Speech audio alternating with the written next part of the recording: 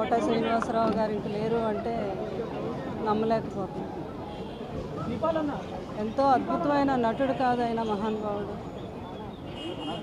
ఎంతో నిక్కచ్చిగా మాట్లాడగలిగే మనిషి. కృష్ణరాజు గారు అంటే అపారమైన ప్రేమ.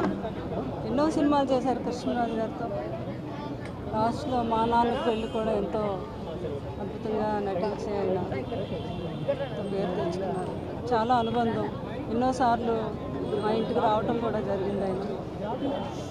కృష్ణరాజు గారితో ఆయన అనుబంధం నాతో చెప్పేవారు. అమ్మ అప్పుడు నేను ఎన్నో సినిమాలు యాక్ట్ చేస్తున్నాను సార్, కృష్ణరాజు గారు నన్ను పిలిపించి నా సినిమాలో యాక్ట్ చేయాలని చెప్పారు.